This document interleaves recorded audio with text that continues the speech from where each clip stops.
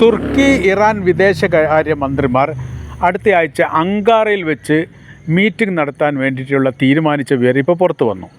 ഇപ്പോഴത്തെ middle east സ്ഥിതി വിശേഷങ്ങളൊക്കെ വിലയിരുത്തുക എന്നുള്ളതാണ് പ്രധാനമായിരിക്കുന്ന വിഷയം. ഇതിൽ ഇറാന് പ്രത്യേകമായ രീതിയിൽ ലക്ഷ്യം വെച്ചുകൊണ്ട് അമേരിക്കയും ഇസ്രായേലും കളിക്കുന്നതും, തുർക്കിയെ പ്രത്യേകമായ രീതിയിൽ ലക്ഷ്യം വെച്ചുകൊണ്ട് ഇസ്രായേൽ കളിക്കുന്നതും, അതിൻ്റെ പിന്നാമ്പുറം അമേരിക്ക ഉണ്ടോ എന്ന സംശയവും, ഇതെല്ലാം ഒരു ഭീതിജനകമായിരിക്കുന്ന ഒരു അന്തരീക്ഷം സൃഷ്ടിക്കുന്നു എന്നുള്ളതാണ് ഇറാൻ്റെയും തുർക്കിയുടെയും മറ്റ് അറബ് രാജ്യങ്ങളുടെ അഭിപ്രായം. ഖത്തറിനെ ആക്രമിച്ചതടക്കം വളരെ കൃത്യമായ രീതിയിൽ യഥാർത്ഥത്തിൽ അമേരിക്കയുടെ നയങ്ങളും നിലപാടും പുറത്തു വന്നിരിക്കുകയാണ്.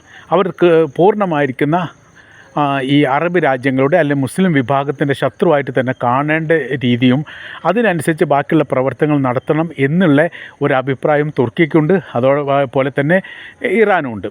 ഇറാൻ്റെയും തുർക്കിയുടെയും നയങ്ങളും നിലപാടിനോടൊപ്പം ഏറെക്കുറെ അറബ് രാജ്യങ്ങൾ യോജിച്ച് നിൽക്കുന്ന ഒരു പ്രത്യേക സാഹചര്യങ്ങൾ ഇപ്പോൾ നിലനിൽക്കുകയാണ്. സൗദി അറേബ്യ UAE തമ്മിലുള്ള വിഷയങ്ങൾ ഏറെക്കുറെ രമ്യതയിൽ എത്തിച്ചുകൊണ്ട് ആ പ്രശ്ന പരിഹാരം ഉണ്ടാക്കണം എന്നുള്ള അഭിപ്രായം ഇരു രാജ്യങ്ങൾക്കുണ്ട്. ഏറെക്കുറെ അത് ശാന്തമാവുകയും ചെയ്തിരിക്കുന്നു. പൂർണ്ണമായ രീതിയിൽ സൗദി അറേബ്യ അടക്കമുള്ള രാജ്യങ്ങൾ ഇറാനുമായിട്ട് സഹകരിക്കുന്നു എന്നുള്ളതാണ് തുർക്കിക്കും വലിയ രീതിയിലുള്ള സംതൃപ്തിയുള്ള കാര്യം. സിറിയയുടെ അകത്ത് ആഭ്യന്തരമായിരിക്കുന്ന വിഷയം ഉണ്ടായപ്പോൾ ഇത്തരം ഒരു സഹകരണങ്ങളും ഒരു സമീപനങ്ങളും അറബ് രാജ്യങ്ങളുടെ ഭാഗത്തുനിന്ന് ഉണ്ടായിട്ടില്ല. അതൊരു ആഭ്യന്തര വിഷയമായിട്ട് മാത്രം ഒതുങ്ങി. എന്നാൽ ഇറാൻ്റെ പ്രസിഡൻ്റായിരുന്ന ഇബ്രാഹിം റൈസി ജിദ്ദ ഉച്ചകോടിയിൽ വെച്ച് പറഞ്ഞിരിക്കുന്ന വളരെ പ്രധാനമായിരിക്കുന്ന കാര്യങ്ങളിൽ ഒന്ന്, വളരെ ശ്രദ്ധയോട് കൂടിയിട്ടാണ് മിഡിൽ ഈസ്റ്റിലെ വിഷയങ്ങൾ കൈകാര്യം ചെയ്യേണ്ടത്. തീർച്ചയായിട്ടും അമേരിക്ക നമ്മുടെ ശത്രു രാജ്യം തന്നെയാണ്. അവർ നമ്മൾക്ക് എതിരെ എല്ലാവിധ രീതികളും സൈനികപരമായും സാമ്പത്തികപരമായും സാമൂഹികപരമായും എടുക്കാൻ സാധ്യതയുണ്ട്. ഇസ്രായേലാണ് അവരുടെ ഇസ്രായേലിനെ സഹായിക്കാൻ വേണ്ടി ഏത് രീതിയിലെ മോശപ്പെട്ട പ്രവൃത്തിയും യഥാർത്ഥത്തിൽ അത്തരം പ്രവർത്തികൾ എടുക്കുന്ന രാജ്യമാണ് അമേരിക്ക എന്നുള്ള കാര്യം നമ്മൾ അറിയാതെ പോകരുത് എന്നുള്ള ഒരു അഭിപ്രായവും യഥാർത്ഥത്തിൽ ഈ രണ്ട് രാജ്യങ്ങൾക്കിടയിലുമുണ്ട്.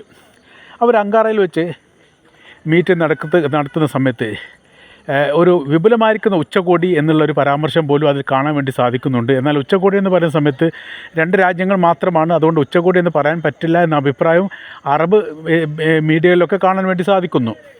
അപ്പോൾ ഇപ്പോഴത്തെ അതിൽ വിഷയം എന്ന് പറയുന്നത് ഗസയിലെ രണ്ടാം ഘട്ട ചർച്ചയുമായിട്ട് ബന്ധപ്പെട്ട വിഷയത്തിൽ അമേരിക്ക പ്രസിഡന്റ് ഡൊണാൾഡ് ട്രംപിനോ ഇസ്രായേൽ പ്രധാനി നെതന്യാഹുവിനോ ഒരു രൂപത്തിലെത്താനോ ഒന്നും സാധിച്ചിട്ടില്ല. രൂപത്തിൽ അത് എത്താൻ സാധിക്കുമെന്നുള്ള അഭിപ്രായം മറ്റു ലോക രാജ്യങ്ങളൊന്നും പറഞ്ഞിട്ടില്ല. എന്നാലും ഇപ്പോഴത്തെ ആഭ്യന്തരമായിരിക്കുന്ന വിഷയങ്ങളൊക്കെ ഇസ്രായേലിനകത്ത് ഒരുപാടുണ്ടാകുന്ന സമയത്ത് ഏറെക്കുറെ ഒരു പ്രശ്നത്തിന് പരിഹാരം ഉണ്ടാകും എന്നൊരു അഭിപ്രായം ഉണ്ടായിരുന്നു. ആ അഭിപ്രായം ഇപ്പം ഇല്ല എന്നാണ് മനസ്സിലാക്കാൻ പറ്റുന്നത്.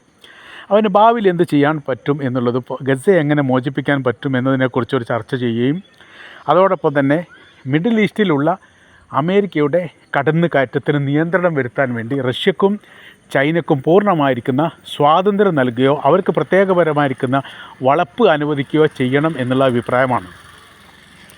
സൈനിക ബേസിന് വേണ്ടിയിട്ട് ചൈനയ്ക്ക് സൗകര്യം ഏർപ്പെടുത്തി കൊടുത്ത ഒമാൻ്റെ പാത മറ്റുള്ള രാജ്യങ്ങൾ പിന്തുടരണം എന്നുള്ള അഭിപ്രായം യഥാർത്ഥത്തിൽ ഇറാൻ ആദ്യമുണ്ട്. തുർക്കിക്കും ഇപ്പോൾ ഏറെക്കുറെ അങ്ങനെ തന്നെയാണ്. തുർക്കി ഇസ്രായേൽ പ്രധാനമന്ത്രി നെതന്യാഹുവിനെ അറസ്റ്റ് ചെയ്ത് ജയിലടക്കണം എന്ന അഭിപ്രായം പറഞ്ഞതും എവിടെ കണ്ടാലും അറസ്റ്റ് ചെയ്യുമെന്ന് പ്രഖ്യാപിക്കുകയും ചെയ്ത രാജ്യമാണ്. അപ്പോൾ അവരുടെ ആകാശവുമായിട്ട് ബന്ധപ്പെട്ട നിയന്ത്രണങ്ങൾ ഇസ്രായേലിലെ വിമാനങ്ങൾക്ക് ഏർപ്പെടുത്തിക്കൊണ്ട് ഒരു വലിയ പ്രഖ്യാപനവും തുർക്കിയുടെ ഭാഗത്തുനിന്ന് ഉണ്ടായിട്ടുണ്ട്. ഇതെല്ലാം വലിയ ആശ്വാസവും വലിയ രീതിയിലുള്ള പ്രതീക്ഷയും അറബ് ലോകത്തിന് ഉണ്ടാവുന്ന കാര്യമാണ്. പ്രശ്നങ്ങൾ സങ്കീർണമാണ്. ആ പ്രശ്നത്തിന് സങ്കീർണമായിരിക്കുന്ന വിഷയത്തെക്കുറിച്ച് അഭിപ്രായം പറയാതെ ഓരോരുത്തരുടെയും നിലനിൽപ്പുമായിട്ട് ബന്ധപ്പെട്ട കാര്യത്തെക്കുറിച്ച് മാത്രമുള്ള അഭിപ്രായം പറയുന്നിടത്തേക്ക് അമേരിക്ക ചുരുങ്ങിപ്പോയിരിക്കുന്നു എന്നുള്ളതാണ്. ഇപ്പോഴത്തെ സാഹചര്യങ്ങൾ വിലയിരുത്തുന്ന സമയത്ത് ചെങ്കടലുമായി ബന്ധപ്പെട്ടിട്ട് അമേരിക്ക പരാജയപ്പെട്ടു എന്നുള്ളത് കൃത്യമാണ്. സമാനമായിരിക്കുന്ന സ്ഥിതിയാണ് വെനിസ്വേലയുമായിട്ട് ബന്ധപ്പെട്ടുള്ള വിഷയങ്ങൾ ഇപ്പോൾ പുറത്തു വരുന്നത്.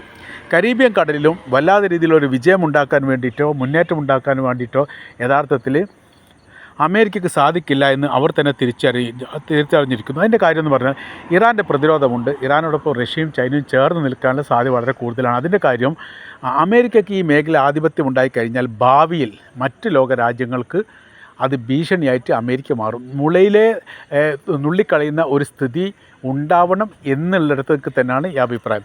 ഏതായിരുന്നാലും ഇറാൻ്റെയും തുർക്കിയുടെയും സംഗമം വളരെ പ്രാധാന്യമുള്ള ഒരു മീറ്റിംഗ് ആയിട്ട് തന്നെയാണ് വിലയിരുത്തുന്നത്. അവിടുന്ന് ചില ഉരുത്തിരിവുകളൊക്കെ ഉണ്ടാവും, ചില തീരുമാനങ്ങളും നിലപാടുകളും ഉണ്ടാവും. ഈ നിലപാട് എല്ലാ അറബ് രാജ്യങ്ങളും അംഗീകരിക്കാനുള്ള സാധ്യത വളരെ കൂടുതലാണ്. കാര്യം സർവ്വ മേഖലയും വിഴുങ്ങുന്ന തരത്തിലാണ് ഇസ്രായേലിൻ്റെയും അമേരിക്കയുടെയും പുറപ്പാട് എന്നുള്ളൊരു തിരിച്ചറിവ് നിലവിൽ അറബ് രാജ്യങ്ങൾക്കുണ്ടായിരിക്കുന്നു എന്നുള്ളതാണ് ഇതിൻ്റെ ഏറ്റവും പ്രധാനമായിരിക്കുന്ന വിഷയം.